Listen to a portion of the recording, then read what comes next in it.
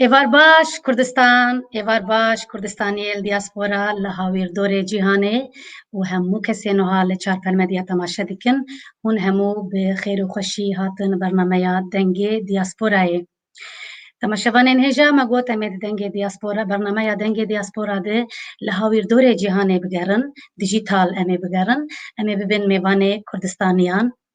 امی وان ناس بکن بوان صحبت بکن لسر خباتا وان لسر جیانا وان لسر کدا وان سر کردستانی بونا وان هلوستا وان دوزا وان کا روشا جیانا وان چاوایه چه خباتی بکن امی وان ناس بکن بوان صحبت بکن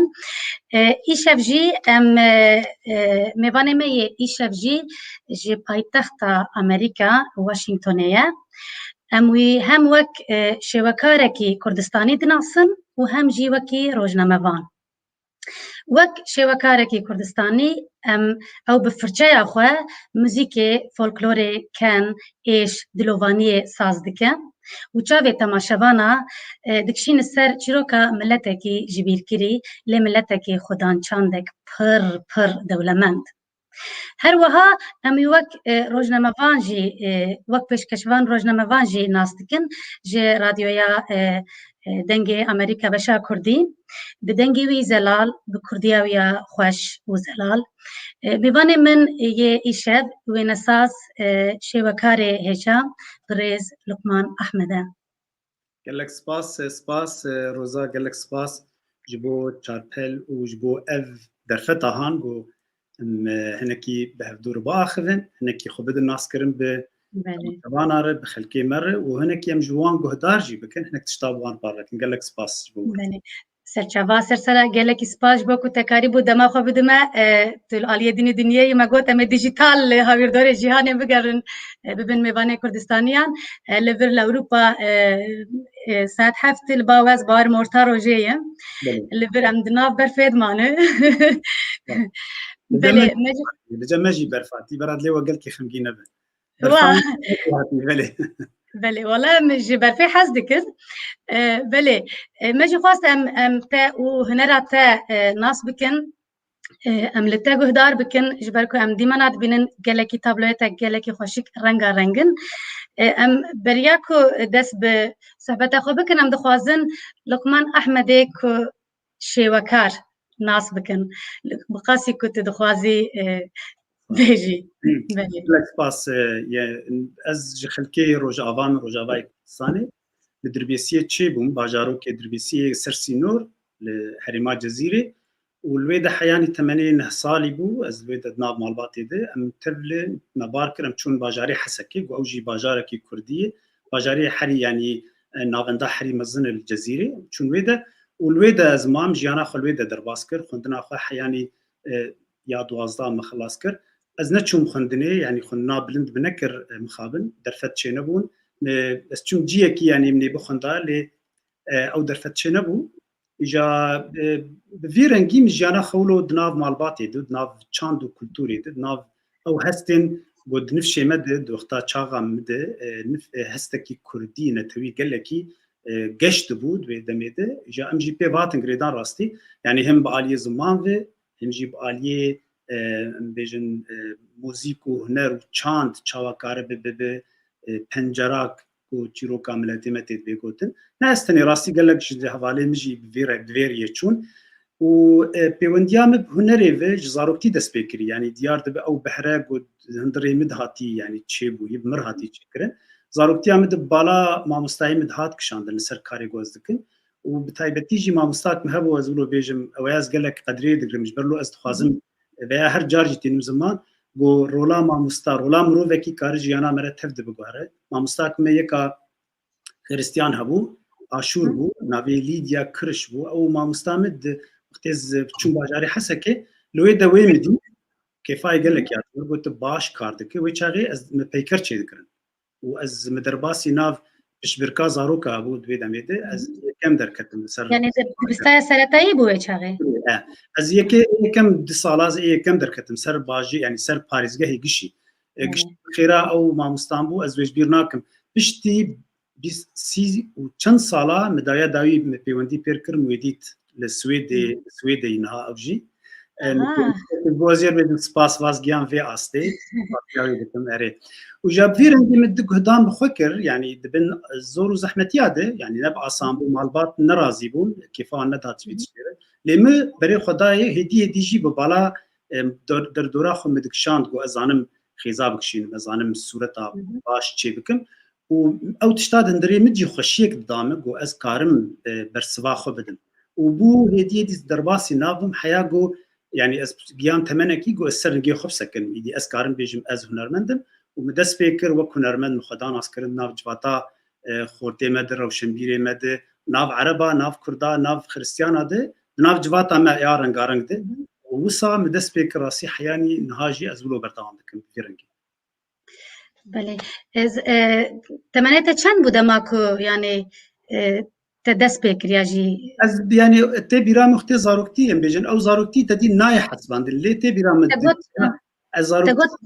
ما ببوري تقول مالبات بيشجريا من ذكر كان كده سبيكرن مثلا بيشجريا مكرم براسي حياغو من هذاك تشكر يعني تبيران بيشنغهاي كي وختم الباجار تشكر زولو بيجم د بلكي د نوتو حشتا دبو باوردكن صالون دبو ويدمي بافيمي ومالبات هاتن يعني بافيمو اي ناسي ما يعني هاتن حاضر بون يتنقو هندري نافندي نافندا هنري قال لك خلق هاتن باقي قولا هاتن كسي نافدار بيجن چالقواني سياسي ريبريس بارتيين سياسي ويدن عرب وكرد ويدمي بافيمي ولو فيلم كرغو او دبينغو او هنر نتشتغو قال لك تدي لدجي او نتشتكي خراب قاس خلق هاتن ريزيد دن كوريوي جير خوش هات وازوار دكم ويدمي دويديت جو بري بتشافكي كامل ناري يعني نبي تاني جوات براني ولود ناري وهنا انا توقتا خوان دادك بمعنى برادر ناخينه كاركي والاي بكرمانجي جمدين براداي يا كلها دلما قشايه اللي داوية قبول كر نهاجي يعني قال لك اوجي سربرزن راستي از دورجينا كتم جوي جواكي يعني از بيف جريداي ميناج بيف جريداي ام فهم كرغو اف جيان ولوي يعني اف دناف جواتا مد مخابن جبرغو باشماي لهم بين وانت سنه سكن بي زانبون يعني او نزان بتشي تشما ولودك راستا يعني وقت يقول مدام قلت تبرسات من يمكن أزوار كم بلكي ده صالي بو يعني وقت مدس بيك يقولوا تدي أز يدي مقاوعة بيتن ناف زاروكا ده أزولو هاتم ديار كريم وها وزانه رسمات شي بك زاروكا رسمي خود عم جوان شي ذكر ليه أز تمني عمري بلكي 11 16 صالي بو أز إيدي هاتم نام تباتي دي يعني إيدي نافي مهدي دي تشي دبو دردكت وأزر رسمات شي ذكر بله ورنسا بحثا تما و متودين از بجمو انا سازي بس شوكاري هر دو جي سينونيمن تما و متود وانا سازيات تاد خوازم تجمره هناكي بحث بك او تبريا او دبجن اكسبرسيونيزم وخيالي سبكتروما ازمونك مروفي پشکش دکی و تماشاوانا جی و دخوین سر چندک دن ناس بکن کو چندک دن ناس بکن تو بفرچا خود موزیک فولکلوری تو کن ایش مدس بک جی گوت تو رنگ تو چاوه تماشاوانا دکشین سر ملتکی جبیر کری نیف دولت لملتکی وک مگوت دس بک خدان چندک پر دولمند تبايا كيد رسمين وقال لك يجي سركفتيه تجمر هنا كي بحث بك هنا كي برفرح بلي متودين بلي براستي يعني هنر بكشتي تشتكي فلسفه كوي قال لك هايبته يعني بصاله هاتي سر هاتي كاركرن دنا فلسفه دجي خو قرتي دنا اولاد دجي خو قرتي جواتي بيشكتي يعني بيجن دسبيكا مروف وتشي بونه ونها قال لك ديروكنازي فتقرن ويدي فتقرن هنري اواني دشكفتات شي بون او رسمي بو دشكفتات بو ديروكا مروفا بخينه نتشتكي بير جرينج بجيانا مروفا في جريداي وب كاري شهرستاني بهاتي جريدان يعني انسان كان جبتيه بيجيبوا او رسم تشكري جي رسم تشي يعني هنر تيروك اكيد بيجي او تيروك بمروف جريداي باي هنرمند جريداي هنرمند جي بشكل فيجواتي انا كنرمند خيال اخذ بكارتين يعني ام بيجن تايبد كاري مودرن كاري نوجن سر دستي سورياليا دستي دادايزم ابانا هناك هناك ديبستان يا شواز دركتن ريباز دركتن دناف اوروبا ده بشتي شري جهاني اي يكم دنيا عالم عاجز بون اجا هرتنك مزن تشيبو ده هنري ده او هنرا كلاسيك ياغو قوناغ تشي دكرن خشكاي تشي دكرن قال لك جواره ايدي قلبين وتن ام تشتكي نه جبو هندري مروفا ام جدرفي مروف دبيجن دبي هندري مروف درخينا جبرلو دركتن دربيريميا مروف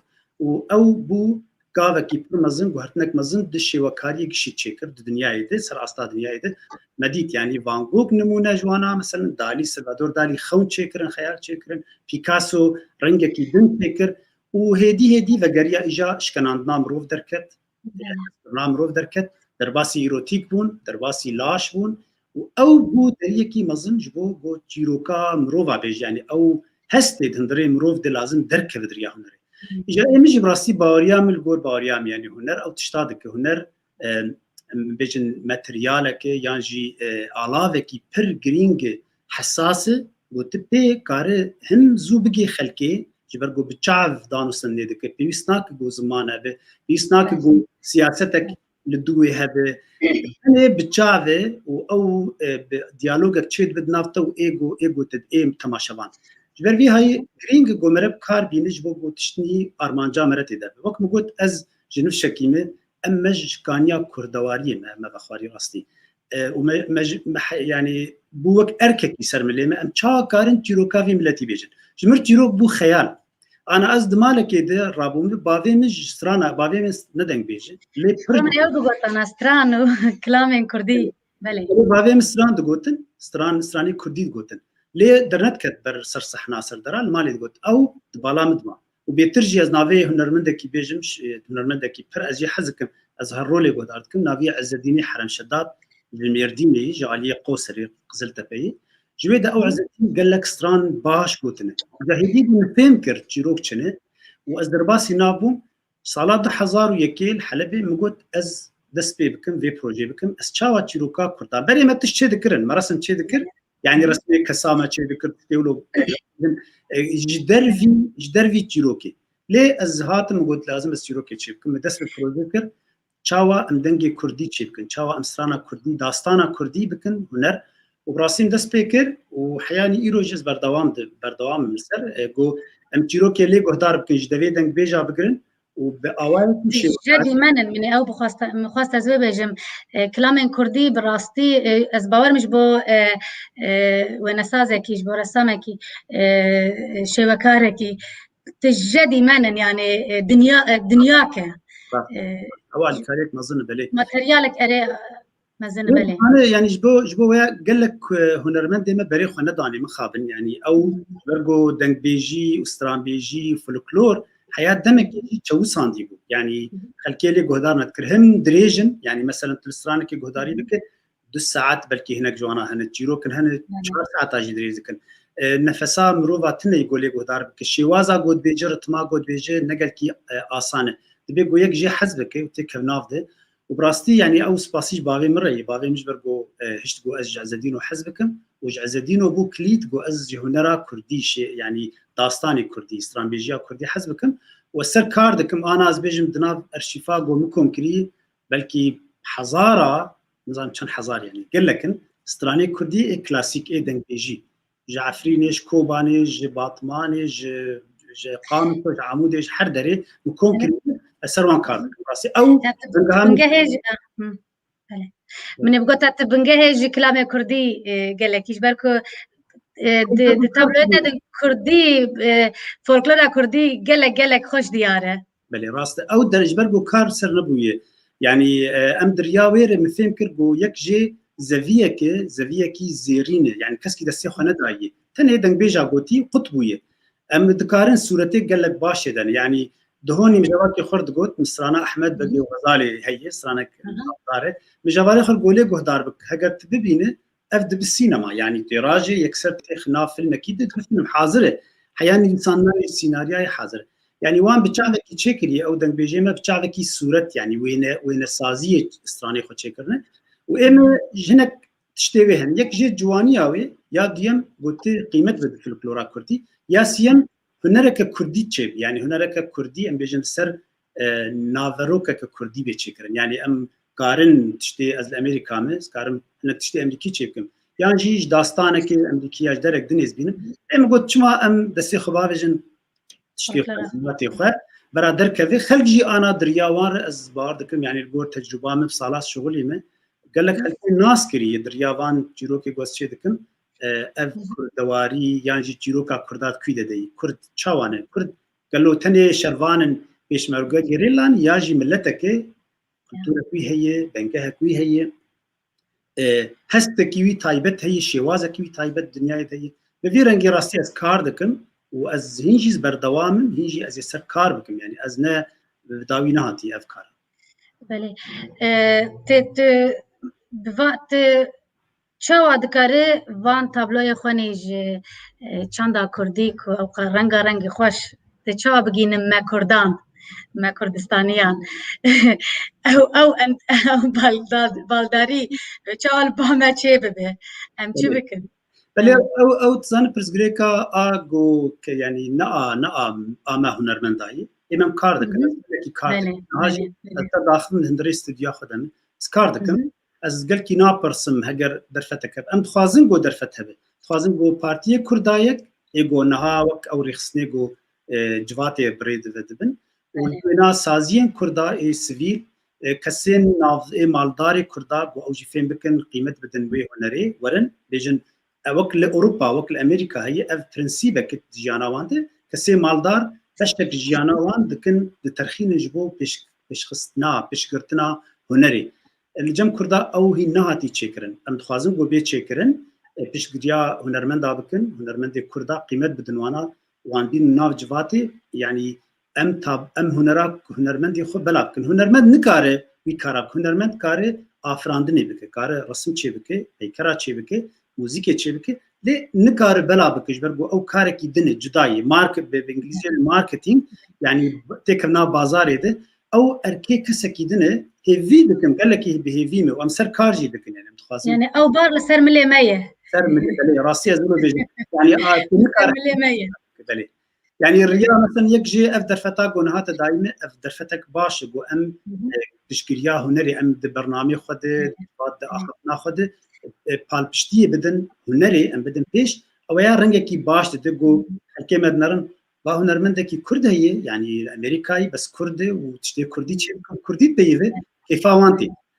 و ام بكي دني جوك مغوت سازيه كردا بارتي كردا دبي خدس بدن بيتشتي او ابجي بشكي جبو اواكرنا اشمنديه كردي بيشكتي او بشكي جرينجتي بله ما برسك شبكارك كردية دنجي كربو اشتاجي بجملة سربية مجاري دبجن قالوا ام كرد وك ملتك جبو هنرا شبكارية حاضرا ما هي دولتا أخوة سر بخورنا كريه ولبامن أريس فكرات ندولة مندن كد خوازن تابلويا كولكسيونك هنرمندكي كرد شبكاركي كرد لمالا خدال خينه يعني رخنگری متنن هنری انالیز بکنتنن دوان شرطان ده هنرمند چی ده فکرن يعني جبو چی هنری دافرینن شرطا دزانن و یادن تو وینا یان جبو وینا یان تابلا یان جبو کی ساز دکی یاجی دافرینه اسپاس بو بيرسي راستي او تشتي قلت بيجي يعني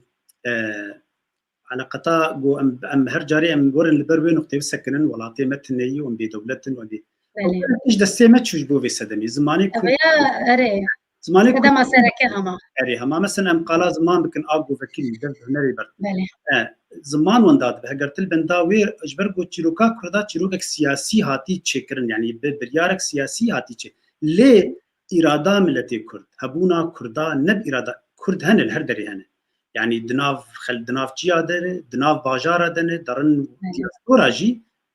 كرديتا خوشبين ايجو هلينا او تشتياني بخور هلتينه او على قطاوي بريارك سياسي هاتي داني تبيجو ام وي برياري دمجي خد بيشي بشكنين ام كيماني الخنا نرى نقول هنر بديروكا مروفا غريداي على قطاوي بدولتها ولا دولتها ثني لافريقيا بيكاسو مثلا ازبابي نشتر بيكاسو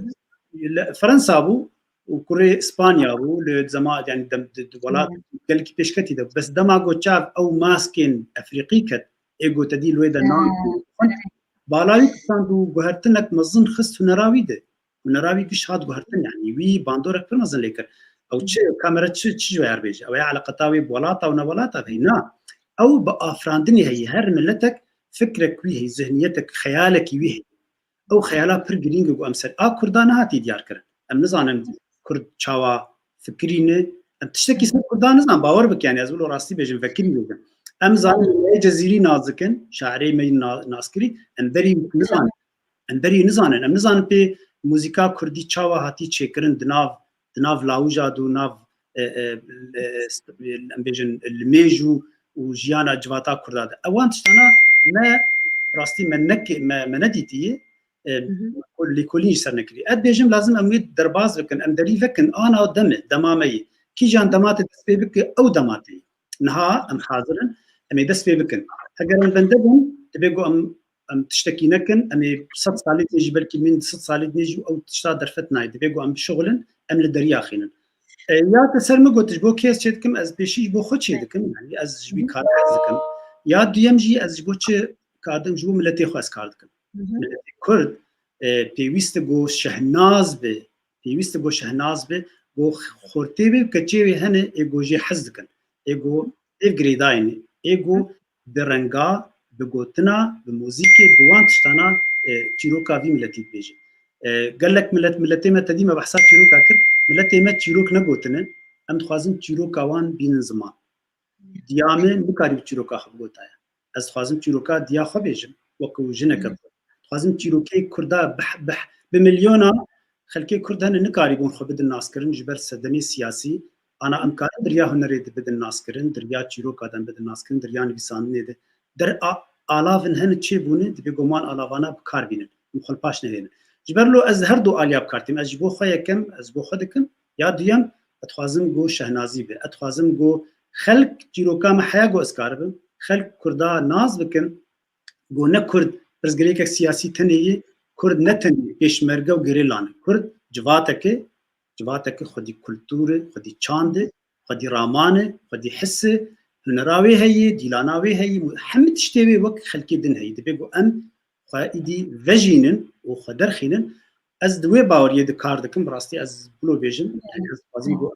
جوازکی مدرن و نوجن و خوشک بدن خواه ام خوشک بونا کردا دیار بکنج خلکی بله ما قلت مايا تبحث كي تبجي جي فولكلورا كردي وديمنين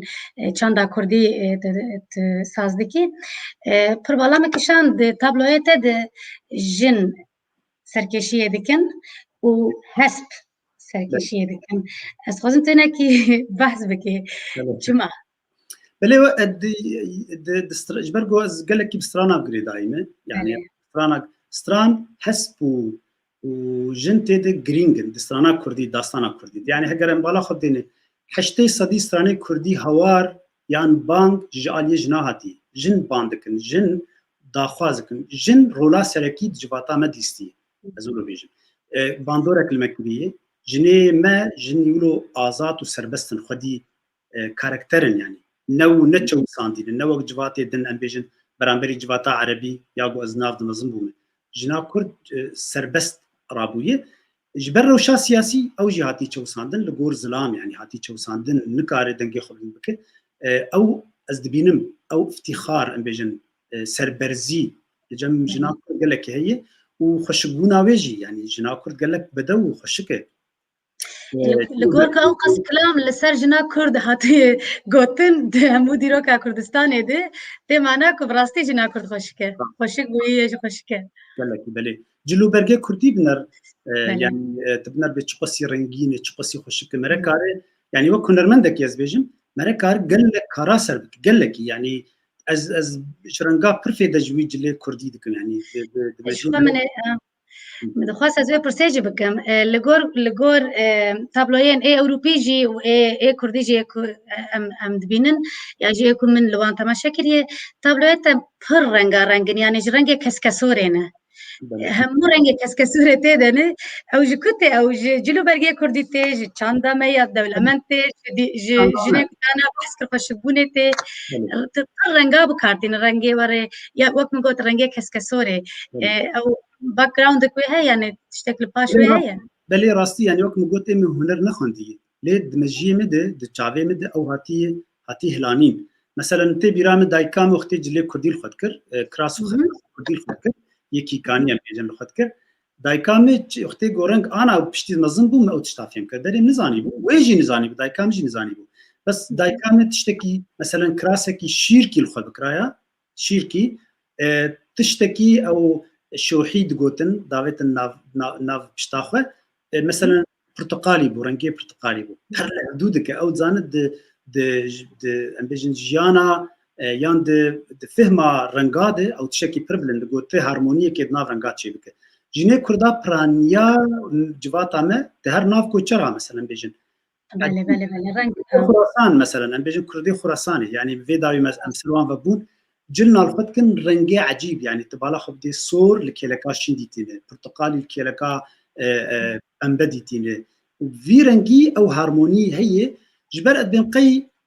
د كلتورا كردي هجر ام الهلبستا كردي بنرن هجر ام الديلانا كردي بنرن هجر ام للشيوازا اخفتنا كردا بنرن مثلا جم كردا قال لك قربان وحيران هي صانه او شي هي دل خشيا بوچي بو يدناف جواتا كردا ده او باندور لجيانواني زنگی جکری مثلا دشونا د امبیجن برنچه دبی دیسانه جی کرچکی گلکی تار رشت خناکن يعني اشتغل جواتا عربي مثلا گوچه دبی رشت خدکن کرد رشت خناکن رنگی رشت لباما نزیده پوپولارنا بله او جبر جا اف ديار دبی گود بنگه کوید کوکاوی آکم دهیه جی اولا مثلا بیجن د اولا می آیزیدی ده اولا یزیدی ده زردشتی ده رنگ پر گرینگن رنگی کسکسوری رنگی خوزای بله د اولی د کردا ده رنگ گلکی گرینگ خوزا گلکی گرینگ يعني خوزاير دعاء ليل طنبور يدخل الساز يدخل نجير او ادم قيدر باسي ناف يدي ناف جواتا ما بوي لي وك ما قلت لي كولين تننه جبروا له قالكي ام نزانه لي بلي او دش من ديامد هاتي وازباردك ما باندور لهنرمندي كردا بتواي كري قال لك هنرمندي ما دوست حوالي مهنه او تشتاد وجمان ديار دبت بيجن رنگي كردا قال لك خش مثلا للسوري قلت رنگي كردا قال لك تايبته لباكور جيبلو يله جبروا او هاتي جوي كولتوريا بنقها الشارتي دي الشارتي او هاتي جمره وبراسي او زنجينيه يعني اجي خوازم هينج بخبتم ام ويت شتادر خيل بله تاني برسك نورمال تابلو بهتر آلية برجوازي يعني آرت وشوكاري بهتر توك شوكار تجي كيجان بشي جواكي تخواز بهتر بكي كيجان بشي جواكي يعني تابلو ايتا هنرها تبقى تايبات كيجا بشي بله تخوازم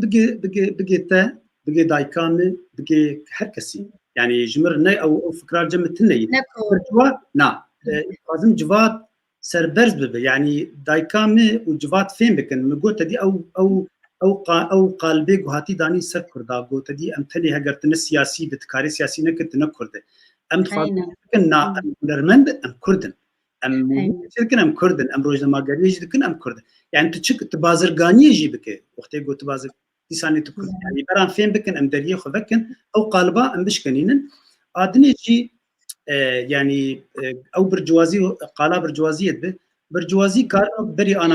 انا تقول بشقرياوي بكن يعني بركي تنجيجن لي او كارن ببن كولكتر كارن تابلوي هنرمندا بكرن جيكي باش ام بيجن تخن مزاتا كيد آلي كاريا هنرمندا بكن موز خاناكي تشي بكن هنرمندا تابلوان بينن دينن او دبي بنجه وقت شاول امريكان بيجن نهال واشنطن الفيدم يعني بلكي بيستون زا چند بيستو يك موز خانه الفيدهنه برانيوي ني دولتين برانيوي خلكي مالدار اي برجوال في ولاتي وان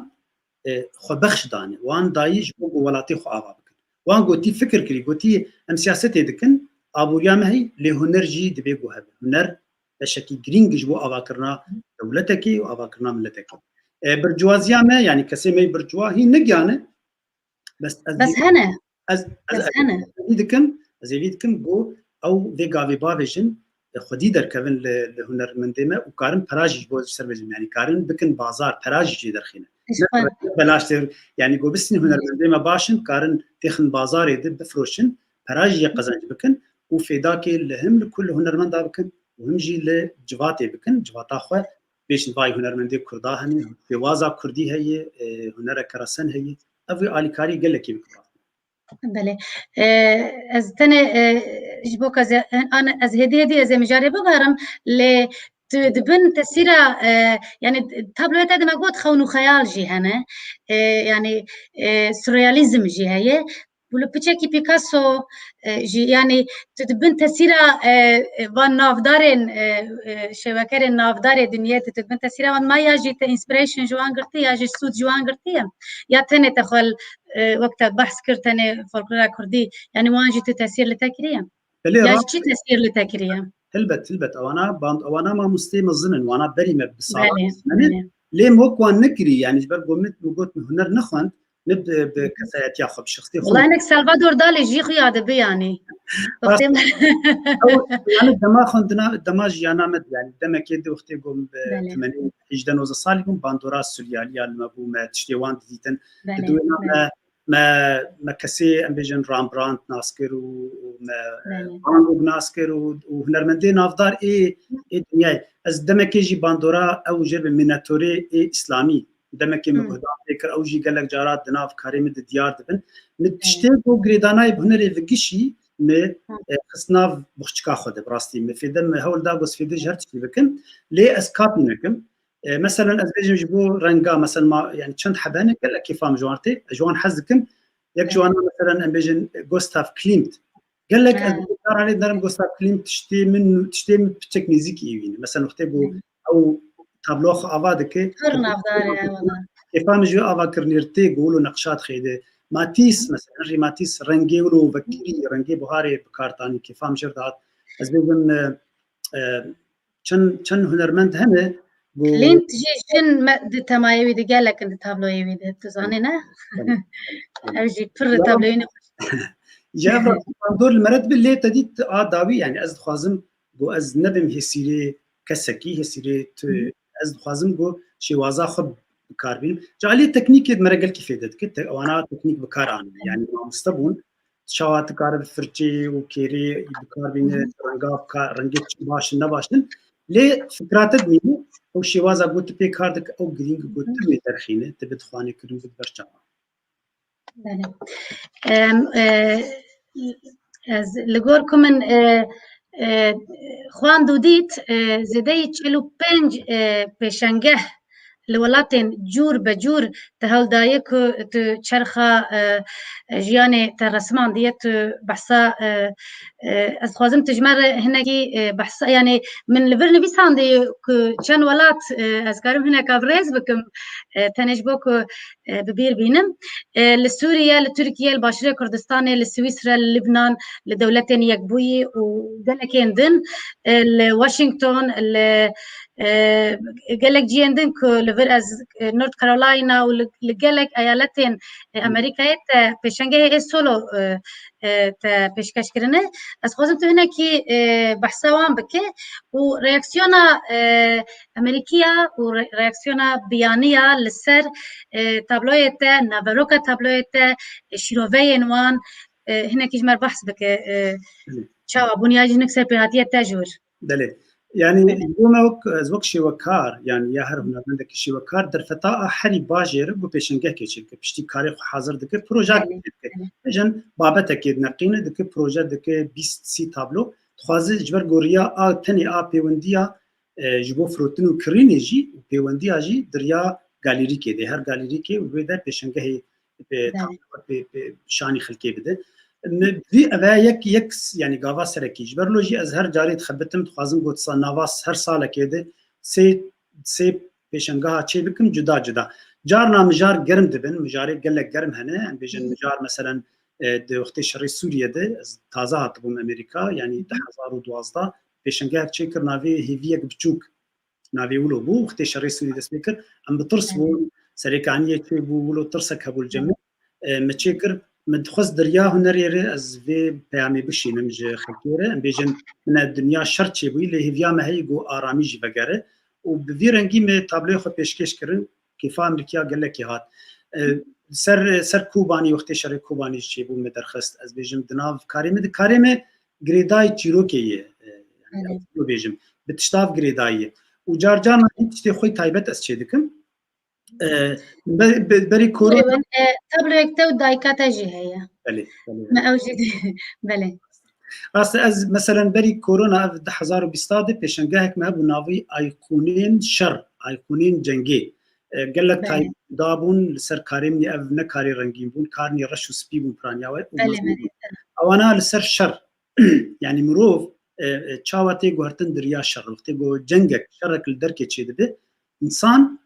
dibe tiştekî gelekî cuda dibe hov kare hevdû bixwin kare hevdû bikujin ji ber vî hawî me behsa wê kir û me xwest got di hindirê tabloyê dez wê çîrokê bêjim lê mixabin wê biça London me pêşengeha min London bû yek û yek jî li Tokyo bû li Yabanê bû Japon her du hatin girtin daxistin ji ber bo korona rê nedame lê dîsan ez berdewam dikin li malê kar dikim ji ana sosyal medya çê bû sane ev riya tora bela dikin her carê tiştekî çê dikin bela dikin ئەو ئا پۆرترێتا چاوە بوو دکارە بەحس بکە پۆرترێتە پڕ بەڵامی کشاند دەما داوی دت پۆرترێتێ و پڕژی ئەس دەستێتە ئەس بسەر ناوێ خۆ سپاسیاتە دکم بڕاستی جیەکێ خۆشیە شانازیە کو ئەم کەسایەتێن دیرۆکا کوردی دێ خەبات کردنە کەدێک دانە تەوان ڕسمان دیە و هەر جارێژێکی پێشکەش دکە ئەس دبینم مالباتێ وانژی سپاسیاتە دکن ئەژی وەک کوردستانیەک وە کوردێک ئەژی سپاسیاتە دکم ڕاستی دەستێتە ساغە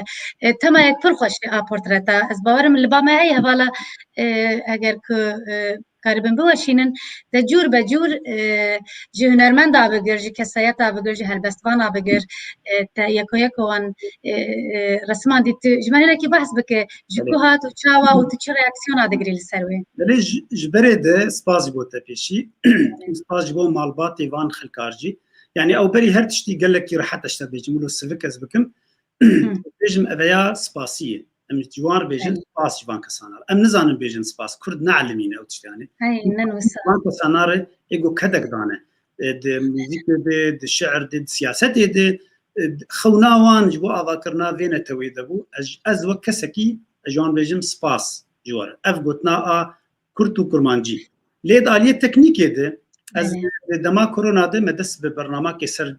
dengê Amerîka ciyê gozdê kar dikim me dest bi bernamakê kir li ser şêwekariya yan jî hunera dijital ez hunerê dijital bikatînim wextê me dest pê kir em ana hinekî rawistiyan lê berdewam bername heye me dest bi yani softwêrek me peyda kir gelekî asan xweş û ez derbasî nav hûrbîniyê wê bûm îja rabûna kar anî me berê jî min resim çêkirin ê kesa me ê şexsiyetê Kurdî min Şerefxan jî çêkiriye û Yılmazgunê û ez ji wan hez dikim yani ez dibêjim ev diyarbin lê ev dijital alîkarîk mezin min kir ji ber got asan e tu nikare yani pêwîst nake tu tablokê dînî û tu boyaxê çêbik û ka dawî sûretê bigire û derkeve û tê çawa bişîne dijital karekî rehet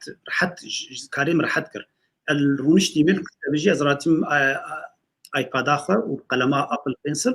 ez wan resmana çê dikim îja ez tedî fikra me derin vê de me muzexaneya dibînin derat bînin xelk çawa qîmet didin kesayetên xwe civata xwe wan pir mezin dikin ême em nizanin wî tişta bikin got ez wek hunermendekî şêwekar şêwazan jî heye karê min jî lê ez dixwazim derbasî nav vê riyê bibim gelek belkî nerazîn jî lê ez dixwazim got pêşkêş bikim him nifşê Kurda him civata Kurda bidim naskirin bi van kesana ve û ji bo gonaz bikin ev kesana girîngin ad duat aliyê hunerî de ez wan bidim qîmetekî bidim wana asistiya jî em bihêlin got civata me serberz bin ji ber van kesana serbilind bin civata me hatî çewsandin yani em nizan em bêjin Kurd tiştekî taybet ev nifşê nû derketine dibêjin Kurd tiştekî wan tineyê ez dixwazim derxînim got Kurd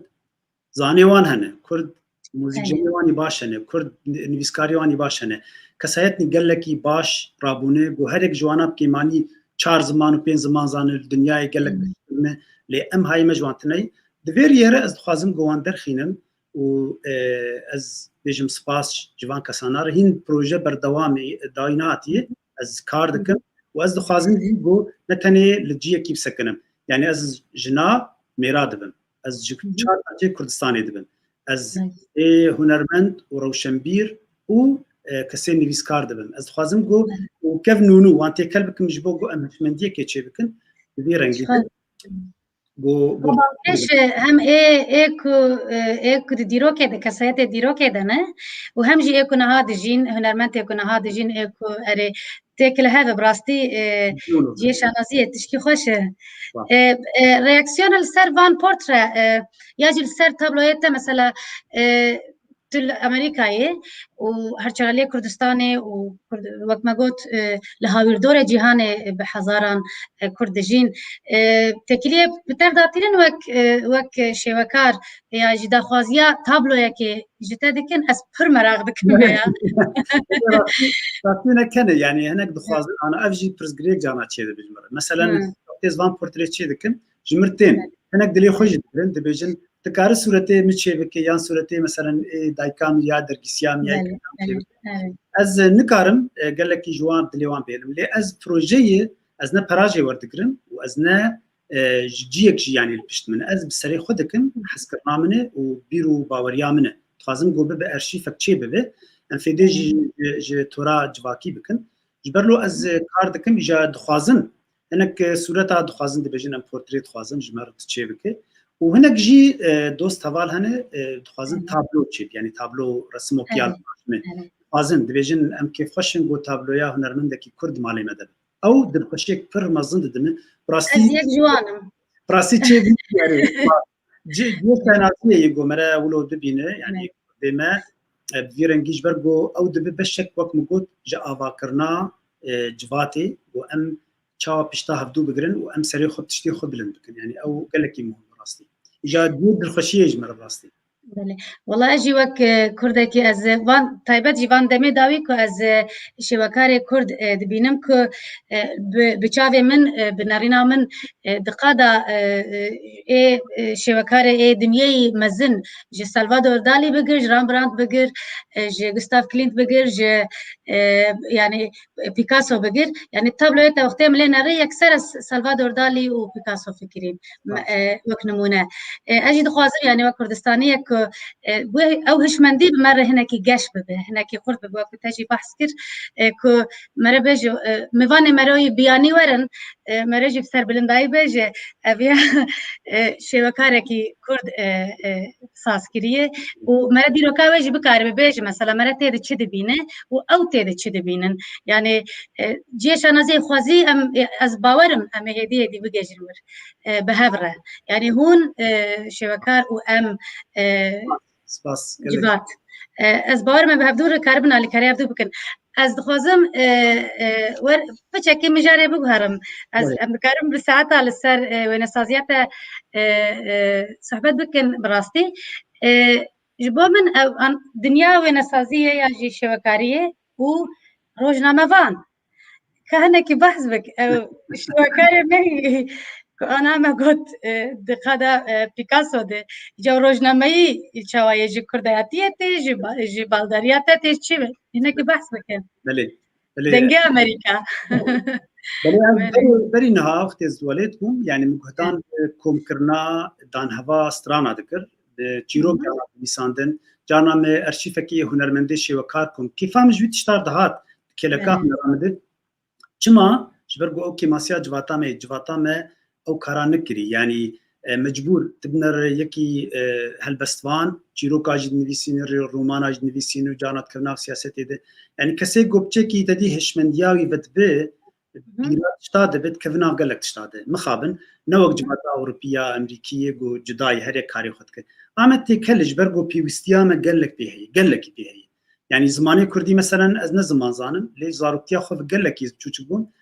تيبا معاني مالي بتيبا مدزين نويسانديج بو اسفيري كردي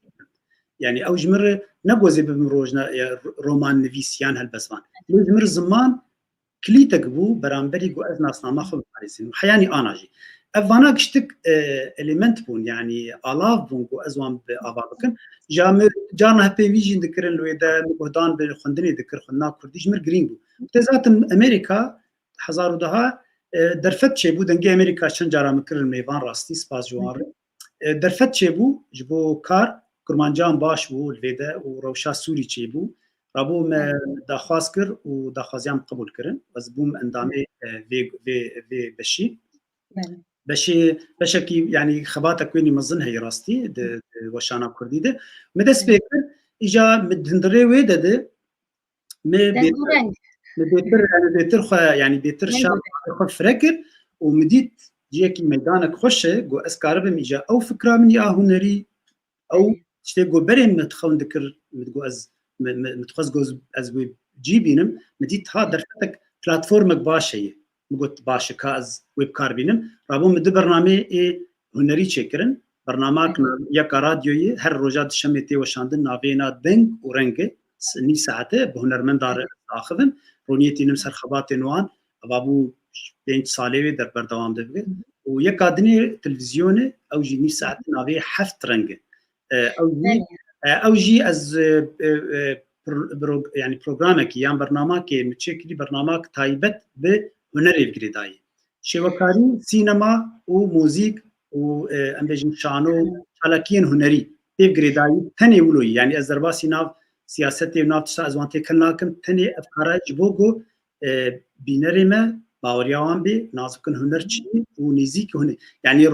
روجنامه‌گری علاوه پر گرینگ وتدرياوي تابعي نخلكي زمان تكار هنري بلابك تكار موسيقى بلابك تكار قالك تشتا بلابك برلو اسباسيا دنجي امريكا تكمل يعني جو او در خدام راستي جو از درباس والله امجي بچارپل مدیا ارمان جامعه سرکجی او ام دنگو رنگ کردستانیان بگینن کردستانیان یک جارمان جامعه او و برنامه مجی هم بجی همو لسر بینه تقوت برنامه تا حفت رنگ او انالیزا من هاتجی که رنگ کسکسوره حفت رنگ کسکسوره د تابلوی خود بکارتینه نخواه مراست انالیز کریه مناوی بگوره مناوی مخصوص وقتی پیشی من پیشنیاز کر جواره مگوت ام مناوی بکن کسکسور لیملی کولین کر مدی برنامه دنی هیه دبتی بلا کرن او ناوی کسکسور بو مگوت وا برنامه دنی هی ناوی کسکسوره ابو مناوی کر حفت رنگ جی کسکسوری جی اگر تزان به وقتی استرانک عیششان هید به کراسه تا حفت رنگ بله والدمجي دناف مالبطام نيال باكور يا غرسيال كي جر بجن حفت خوهان ودمالا حفت باتشو يعني دعوتك كده حفت جارا كراسي خوي دعوتك بهت امشي باشا جريك جادا كرديه بله من بگو لامریکا لوبیا کردا چاوايه و هم خودگین کسین که يعني لوبيا كردا بهبره وبامريكيا تشاوايا براستي ازبيجن ويا جي يعني او نرينامي تايبت الشخصيه لوبيا كردي نخرت البيد الامريكا يعني تشالاكي كردا قال لك لوازم الامريكا لازم بدهقات خرتربانا مخابن لوازم كرد بتكي مثلا جغرافي مثلا سياسي باندورك لوان كلي جوجبتو هناك جدان يعني او هف كاريا يا جوجيتي خستن نبوي يعني مثلا بنر امكارن ببينن زماني كردي اف 6 سال بلكي كردي بيدنه هاتن 35 سال بلكي بيترجي تشتكي كردي نبوي يعني ام بيجن زماني كردي تك ناف بزمانك فرميل دركي يانجي دیبستانک تایبەت جێر چێکردن چێ نەبووی چەند ئینستیتوت چێبوونێ چەند ناوەندێ بچووک چێبوونە ئەو ژی گەلێکی بچووچکن باندۆرێک مەزن نەکردنە مخابن ئەوەیە جێ مخابینیەیەک و نەهاتیکردن مثلا زارۆکێک کوردال لێدە گۆدان بووە نەهاتیکردن یعنی مدیت لێدە چێبوونە ئەما پرانیان زمانی خۆشبیراکردن نکارن بە کوردی پەیوەند ئەوەیە گەلێکی جێ مخابینیەیە خوش يعني از بيجن باندورا سياستي بيتر الفيده هي ازولو بيجن كردين امريكا قال لك جهدان بسياستي هاتن نخماندن بسياستي يعني سياسي بخور هالقرتنه اگر بيجن او ناكوكي سياسي بخور انينه اگر بيجن دداهيه نرين سياسي بخور انينه والفيده جي بردوام دبه نكارن خوش جوي درزگار بكن وكو نتو بفكرن نتوك كرد چبيستج بو نتوكي دبي قوم فرزگار بكن جوان مثلا ملتين دن لبيدا هنا ام بيجن وك ارمنا ايو غونيزيكي ما ارمان لبيدا سركفتي ترن يعني جهاتين خد جينا قال لك كارا جهوجي خبر اريد جهوش خد جهول فيدا يعني ايجو سلكين ايجو هرتسي كنترول دكن أيوة. ليه بلي مخابن يعني كد هنا تشالكي بجوجك هنا يعني نام نمرين انا نبيش نتشكني بس از بنرينا نا والله اگرني مريبه ام بمري نجبوك قش بجبوز جبوك ام تشكي ام راستيه بيجم باشتره ملي يعني اف كيماسيه كي جو لازم بها تاجبر جو امريكا جيكي بير جرينج مثلا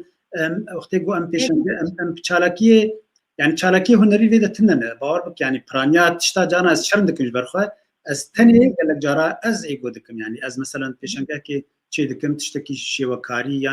ياجي چند تشتي بجوجك شي بيتر تشالكي شي دبن بيتري وي نوت صدي تشالكي كدال فيدا دبن سياسيين او نري نامده او قال لك بیناسین ناکب جیروکا کردا او دبی پیوندی به سیاست مداری امریکی عربی نب جواتا امریکی جواتا امریکی نری نگنی جر لازمه جواتا امریکی دبی گو هنرمند کردان از بکه دبی گو هلبستا کردان از بکه دبی گو کردان از بکه او جی دریا ام چالاکیا بکن ام خلکی بینن خلکی باش ام گروپ موزیکی بینن ویدا گو خلکی يعني خلکی موزیکا کردی بدن ناسین ام هنرمندا بين هنرمندي شوكار الفيدا هر صالي بشنجهك باش شي بكن وان بدن ناسين ام بيجن شي هلبستا كردي هلبستاني باش انا ام وان ورقرين يعني ريهن قال لك ريهن سينما كردي از بيجم سينما كردي يعني ام فيدا نابين نجو فستيفالك يانجي بناسينك بها يجو اوجي درباسي ناب سينما دني باب يعني لذا خلق بيتر جهداني بانت سنة دكن مثلا لقور تجربام هوالي مهنه هوالي مثلا درهنا لكي باكستاني هوالي منه سينما تشي دكي متمدي فيلمينا درباسي جياشت اوسكار يعني بالا خد دجبر جباتا باكستاني مش قرياوي دكر ومدي تحتو فيلمي هات يعني هات سر اكران يجي مديت يعني تشقص خلق هاتبون باكستاني قال لك هاتبوني يوناني مثلا او جيولون يوناني جي جباتاوان خقرتي تشالاكي دكن كردا سياسة دنقي وان دزي يعني أفكاري سياسي خبات نجيب سياسة مجولا أزولت بينا يعني نرينا شو من بقول أنا قلة أمريكية جي خلكي أمريكا سر كردا شد فكرا يعني تاني سياسي دي بينا يا كردا خسي ناس تكن يعني يعني أذكارن بيجن بها مثلا تقول فروكي بري أمريكا دونالد ترامب بس وقتي وحساب كردا جابو يكم قلت او شرفاني باشن او قال لك ينبلي مي اما لا تكن اما شرفان الشر جبرقو شر هاتي انا شر تشوي ام شر دكن ليه نشر ناخذن ام ناخذن بمرن ام تخازن بجي جبروا له ام برخددن ام شر ناكن ام دبجن برخدانجي انا ام برخددن مثلا بيجم زانا جاميركي بينم سر زمان انا يعني هات جيران مايكل تشات بروفيسور مانتان ريزوسلافي مجير دوستكي هجاي بس كاز ليد نرم يعني او جبو ما بتردي ايش جو زماني كردي او دبيجي لازم دار كويدا ردني سر زماني كردي خبته جبرجو هستكي نتوي مثلا او كسا نكرد يعني كسكي امريكي كسكي جهوي مثلا بسي تشل زماني زانه ليبلش كردي حسكريه او بتشكرنانه توكا كرديد فكره يعني بالا خب دتش غريبه او دبيجي لازم كرد زاروكي كردا فيري الفابيا عربي ويا كرمانجي ببن هاجر تفكرانه توكي فكر لازم كرد فيري زماني خبن نه زماني كرمانجي تاني وزاراوي كرمانجي واسورا ناد به هر دو زارافا زانبن جربو افده اللي فكرانه توكي بالا خب دي زلانك غريبه مروبكي غريبه ليبلي حسكرنا ويش كردار ولي انتخازن جو كردجي درباسينا في السوداك جاميري بقرن وقال لك دوستي كردها براستي بوي بوي فكري خبت بري خدن كردا والله فانا بيانيكو بله ببورم قطنا تبري بيانيكو تانا بس يعني اكو هني زمان كردي دبن وقيمته ددن زمان كردي وقيمته ددن ناسنامه ملتكي زمان ملتكي جبو همو كردا براستي هر چراليه كردستاني وهمو كردستانيين لدربي ولات الدياسبورا نمونين قلكي رندن كمروان وك نمونه بقره هگر كو يكي بياني او قصد لوي للسر زمان من ديشه دبي مره بفكره كا قالو غمس از قالوز نغم صارم از غمسارية دكم غمسارية عمل كوية يعني ويا دخوازم برسك خاني لسر دياسبورا يعني كلاسيك اشتبكم دبيجن بمليون كرد دياسبورا هنا وهجمارك باشي انتجري جواكا اوروبا ولاته كله دجين بنا لقورتان به زي مثلا كارن تشاوا خورت بكن ياجي بجينن هف اجبو باواكي راسيونال تشاوا دكارن وان بكن حركته لدياسبورا بيقو من هر ولاتي برنگك هي لامريكا تهنا كي بحث كر لي بالي مرا تشاوا دكارن دنرينا مدت زانا بتشك كنت رومانسين هناك رومانسيت فكره بله ليه نرينا مديتي يعني او السوداء مثلا من الامريكا جديتي من الناف اوروبيا وان جديتي الناف جهوجي مثلا مايكل جي بحثاري دك مدير يمزانن تشاوا وان زماني خو بارا مثلا زمان جرين يك جرين تقاربه خو باريزين نتو زماني خو قش بك زماني تب دوري جوات نر او جواتات ناف تك ناف ده وزماني خو خرج بك تقارب زمان بد ناس كرن او يا ناس نامك باشه دنرينا مد كاري قال لك يبون ناف ملت هذا ملتي وك ما وك ارمنا وك جهوا وك ملتين دنجو نبرح لاندني بنياجي دناف ايريشا دبون استاتيو وانت نبو وان بدس بكاري تشالاكي كريه مثلا از نموناك اشتربينم لا جهود تيروكا خد فيجن هولوكوست فيجن تناستر وان نبشر ريشي نازيا كرن وراشتن تفنجاج نازيار بوتن بنا وما كشتينا وان بهنري قريبون خلكي اقناع بكن قريبون دنياي بكن هوالي خو بكن دوست فيجن هولوكوست جيبو تشاوا دريا سينما فيلم تشيكرن فيلم لهوليود تشيكرن وتشيرو غوتن دريا فيلم هذا تشيرو كاخو غوتن ارمناجي يعني فيريجي ارمناجي ولوكر دريا تشاندو كولتوريد مثلا ناف جهوده نرمندكي مجبيرا كزنافي بجم ازي حزكم مارك شاغال تورات تشيروكا توراتي ويتشيروكا توراتي رسمان دبو جبو قبد ناسكرن قيمة دا او توراتا كرتوكا بيروز يا جهوا باراز جوان دا كرني وادني تشيروكا ويجي كر هنر ورادسي خلكي كر اما ام بتشيكي جريداي سياستا طنجن ام بتجبرلو ام نكارم فكرن يعني اسكارم بنياري خرونين بس يكي فكره يكي كردكي جو فكراوي نوك فكرام به بارتيك دنيته يا اليه سياسته از دوري درم بس اسكارم بنياري خرجرونين بس از نكارم بي كردارون ام فكرات وراجيني ام بتشكي مي باش من ادجم باشترين ريا تشالاكين كولتورينه چاندي كولتوريج او تناخ مرناخ تنگاه هفدو برانبري هفدو سكنه المسألة سياستي امكارن بموزيكي بكين هفدو امكارن بشعر وهلبستي بكين هفدو امكارن بشيوكاريه يجي بكين هفدو يا سينما ادبجم لازم او خبات بيتر ببن دريا كسم ميناتا وبرنامج و بكن ام بيلنجو بهريا هنا كتشو خورتيما بيتر ببن يعني كيفامتي وقتين بينن هنرمندك دردك في سر ستيجكي يكي كرد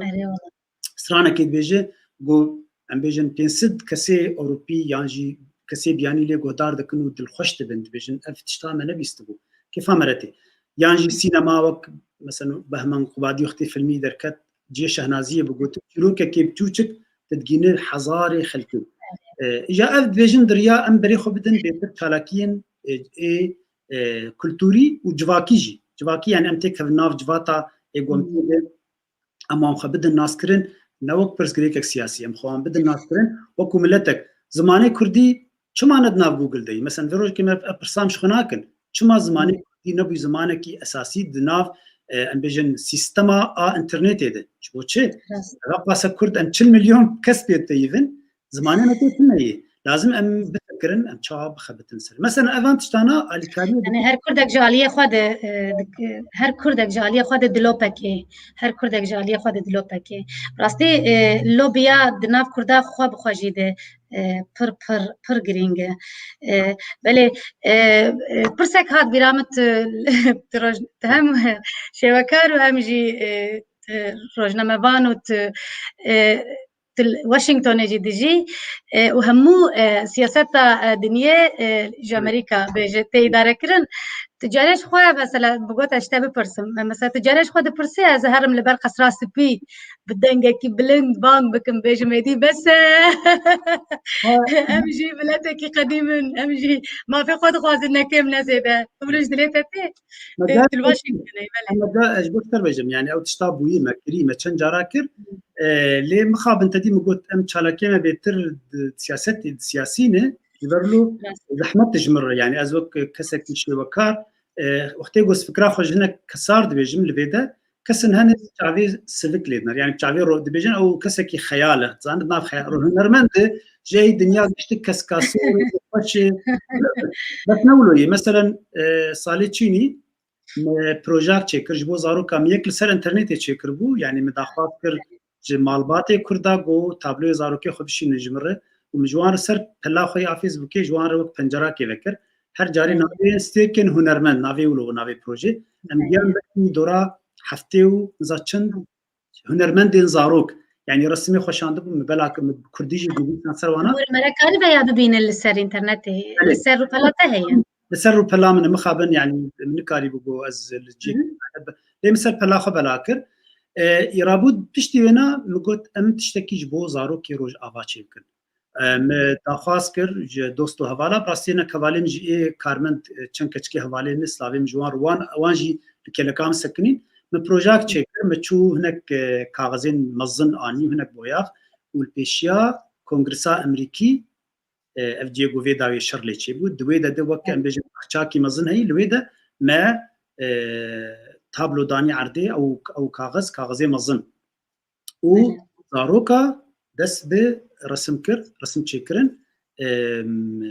زاروكن كردا هاتن و داوي هناكي كسيد نيش دربو هناكي عرب هناكي امريكي هناكي تشاي يعني ايجو بيان درباس نابون ما دي قبل قال لك مازن تشكر قال لك بالكيش بو براستي وچاغي راگیان دنیجی قلاوی کر و عالمی قلاوی کر و پر خوش بو او پیامک بو جبو زاروکی روجاوا زاروکی بچوچک يعني رسم چه دکرن گلکی بالکیش يعني از بتناخبهم حوالی مجي علی کاری کلوب مرکرن بالا خب ده تشتكي پر بچوک بو بس دنگ و دنگاوی گلکی باش بو اجا هگر تبحث بين هگر از و ام بيجن هناك نيل باش من هبن ام جروبك بن وام بشجري ام باواكي بيتر بكن ام نزيكي ام كسنا كونغرسي بينن ام كسنا جي سياسه امريكيه بلند بينن ازوي كارن كارم كجبر جوز هنرمند اما كسن يعني سياسه دي كارن روحيه بين سرفانا افدبن تنيز تبت جفيالي دت نزيكي هبدودك جا براستي مكر يعني او تبغوتنا مكر واذا انا جيدكم يعني از دخازم بيتر نزيكي في خلكي دريا هنربن از جيروكا دبيجم جوارب ام ملتكن يعني ام لازم ولد ما تفكرن امنا تيروكك سياسيين يا بس غريك سياسي تنين جرينج براستي او مروباي بله بله توك شوكار تجمع دخوازات تجمع ام بيجن چیه وک شوکار کو ام تجمع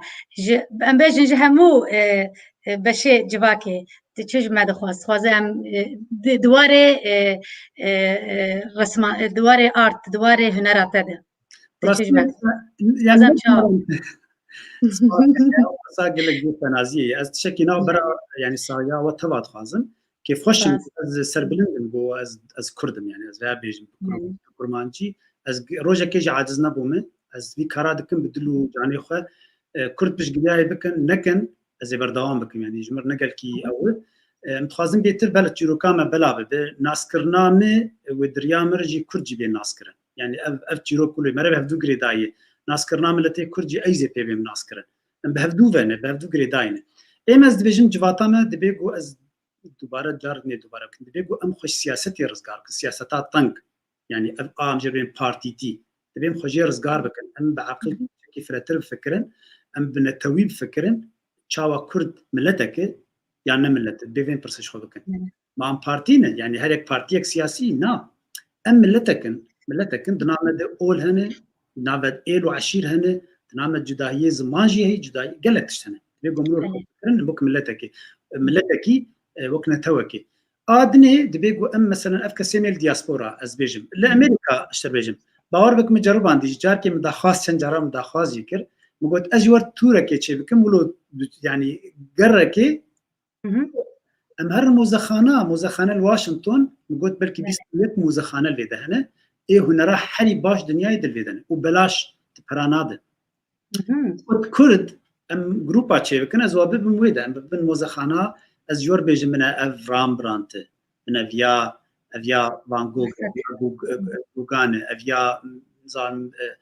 دولا کروایی افیا ام جوان بدم خانه کرن برا خل ببینن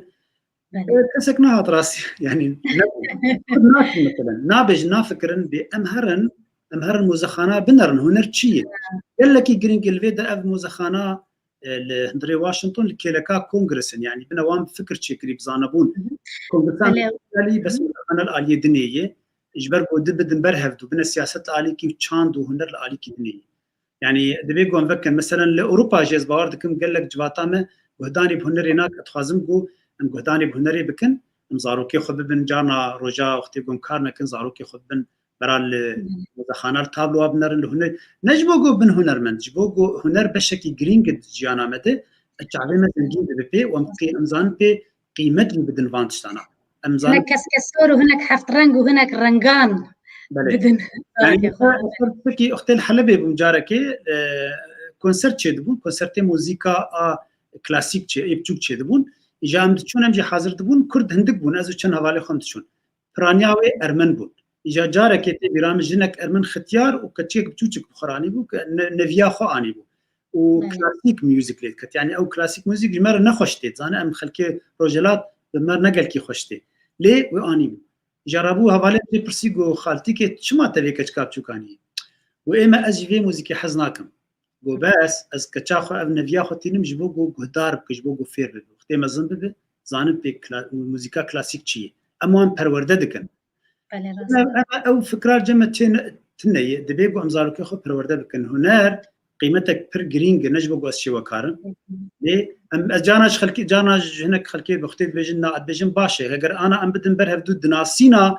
جهانا مرو بعده ام بجن پیکاسو چند حب نازکن اگر ام بجن چه مناوکی سیاست مدارکی بیجن و چند حب ناز بکن نه تبنا بالا خوبتی او بهتر برگو او درباسی زوزو وک با درباسی هر درید به هنر زوزو بلاد بدنا خلکی دیج برلو اد بیجم لازم ام جواتا خو پرورده بکن يفيدكم جو انا دياسبورا اف خلكي ميل دربه ذاك اف شهرستانيا جو هي يعني موزخانه غاليرين موزيك وانت انا قهداني بكن وعلي كاريه بجواتا ما چاویان ود بزاروکی ما چاویان ود به ام زاروکی خو کردنی ازولو بجم برام نبن امریکی نبن اوروبی ها برام کرد بن بس کردنی مدرن بن يعني ام جي زانبن ام زانو قرآني فرنگو بله قال لك سباس از خوازم پلان و پروژه انت یه پیش روژه چنه بکرتی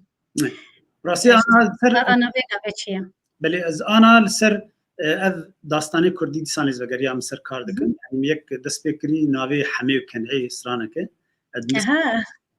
حمی کنعی لالی کوبانی دیویژن حمی کرعی ناولی دکن کرهی یا کرعی دکن لبنان يعني مش دنگ اجدبي دنگ بيجا دكرن تسانيز وگريام او بروجرام بحث كر تخازم منك تابلوي مزن شي بكم قال لك مزن داستانين كردي يقولها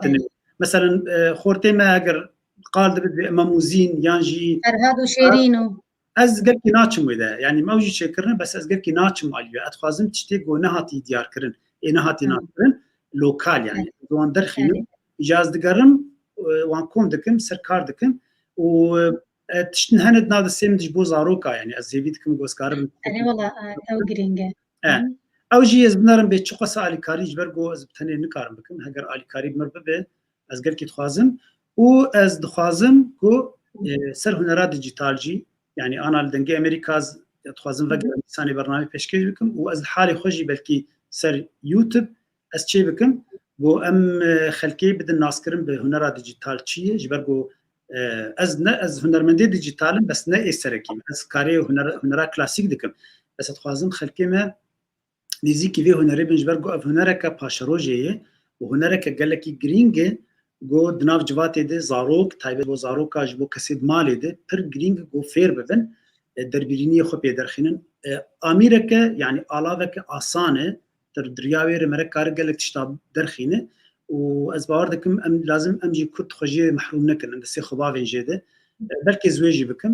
اف یوکی دنه پیشنگاه و کار انا سینه از هیوید کم گوریک چه به ام تشتکی بکن هگر سر اونلاین بیجی یعنی جی ریو بن امهرن سردانا ولا بکن بله پرسک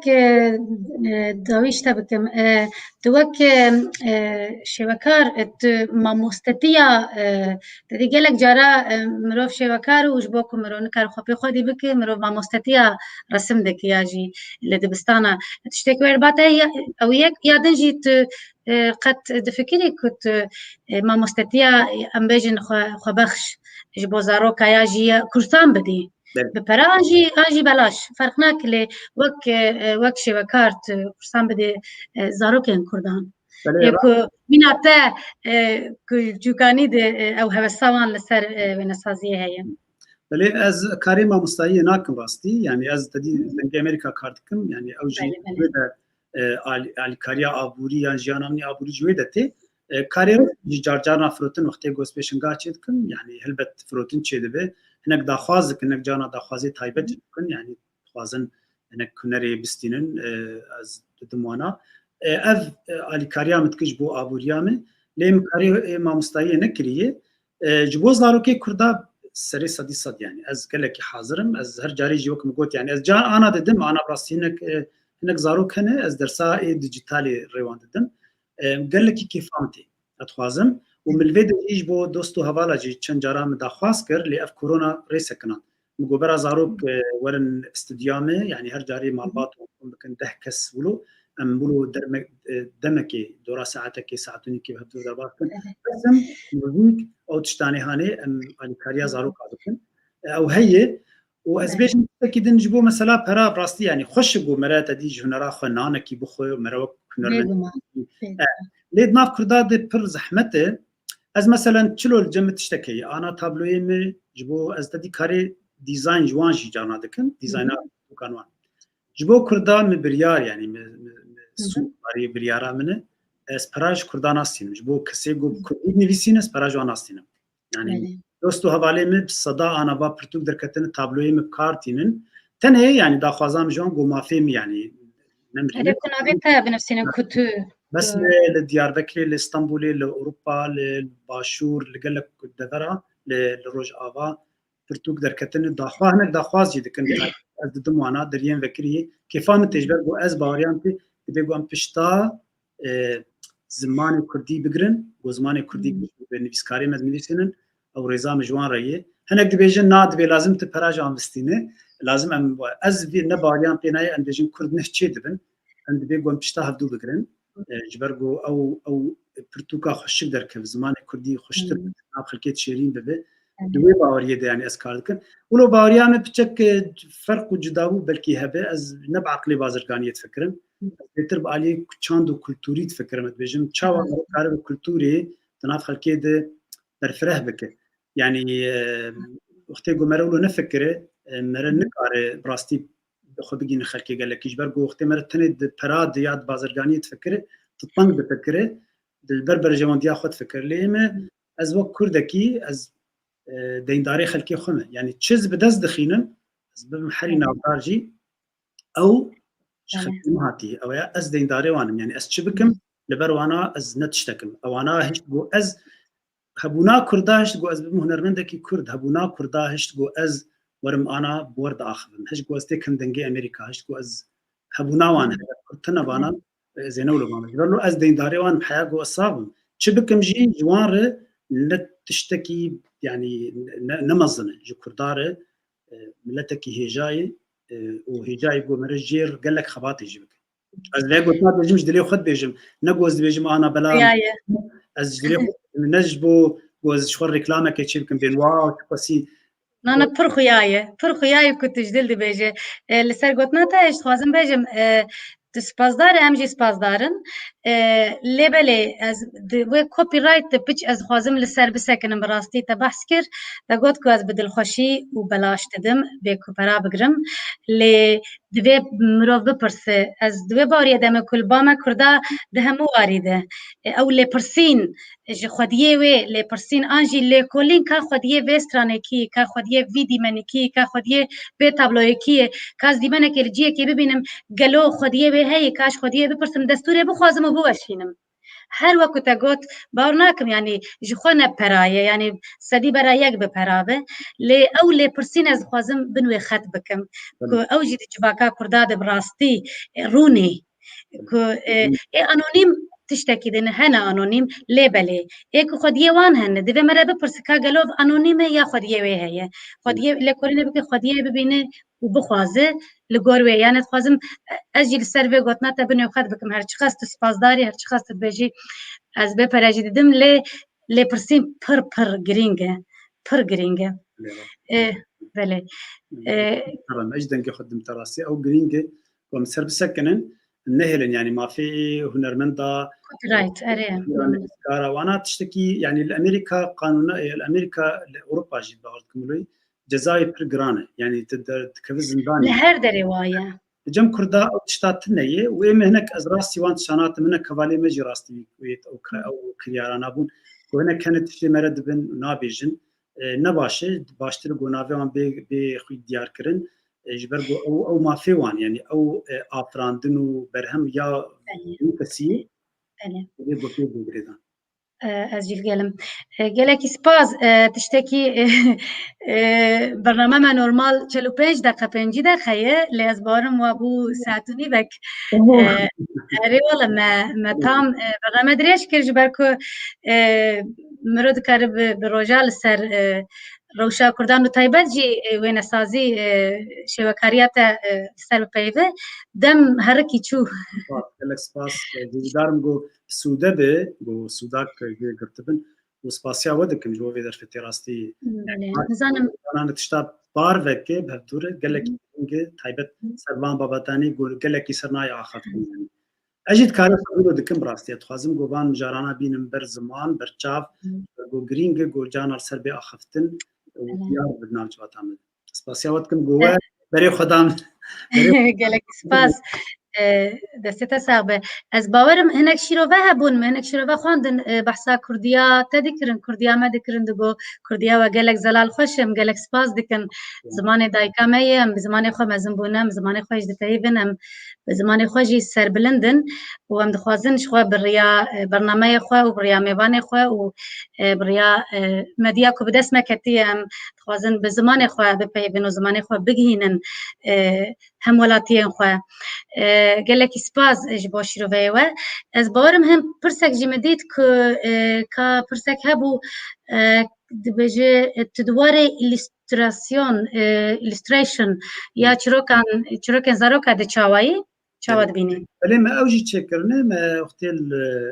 welayet bûm me pirtûyek çêkir ez û di pirtû pirasî me çêkirin a zimanê Kurdî fêrbûna zimanê Kurdî ez çend hevala bûn رسمیوی چیکرن یک جه ناوی کسکسور بوج بو فیرکرنا زمانی کردی مبدستا چیکر و چاله پشتیوی ام کمپیوتر چی بون زانه ما تکنیکا کمپیوتر بکارانی ما پرتو چیکر ناوی پرتو کامن آن اروپا جهاتی بلا کرن او پرتو یاد د استای کی د بوج بو فیرکرنا زمانی کردی مسترتیوی چیکر بون چیروک نهنک چیروک جی مچیکرن و براسی به خونه کجمرجی یعنی از خوازم لی او کارکی پر مزن یعنی بو ده راستی او مرنی کاره با آسانی بکدبه گو یعنی رخصتنک بنیان گروپک به یعنی هنک لپاشه بن هنجا علی آبوریده یعنی اویات نکاره بتنی مره بکن نه رسمک تنیت چیده که او تانه چیروکه یعنی وقتی گلک جمره دخوه او دبه گو کسک هبلدو و پروژهی هنجا علی آبوریده یعنی دبه پشتای بکرن لازم جوی هاویده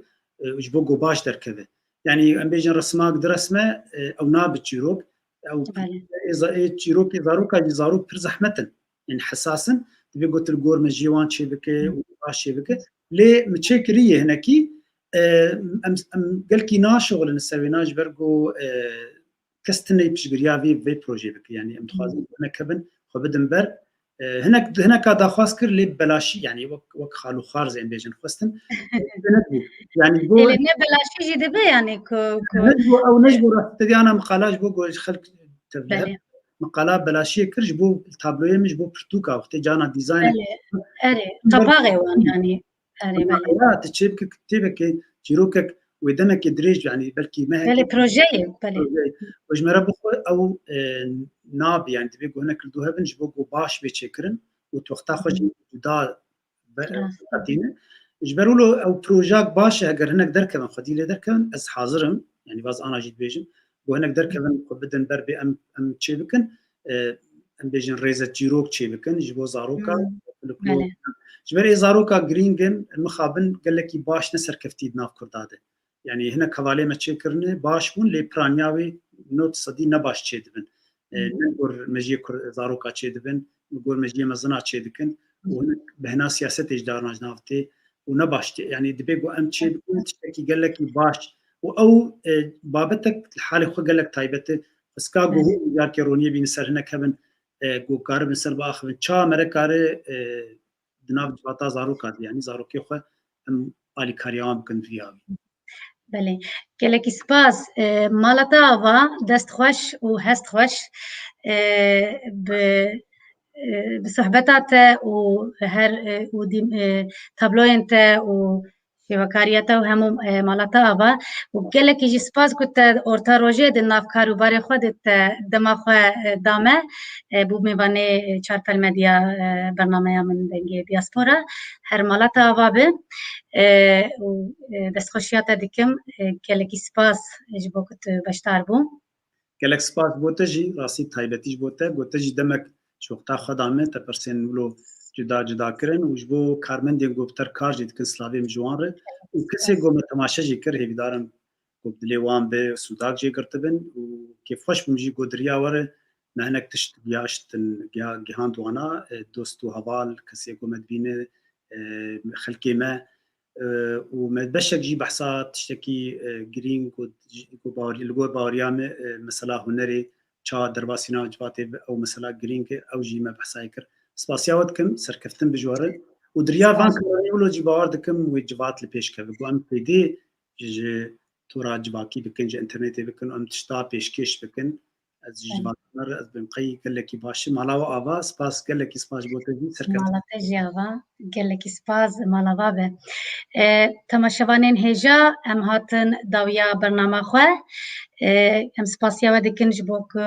ولما تماشا کر مادام خو هنکی درجی کری شف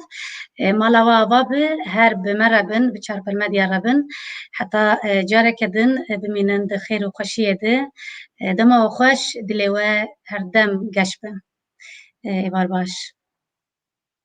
إفراو خوش بار باش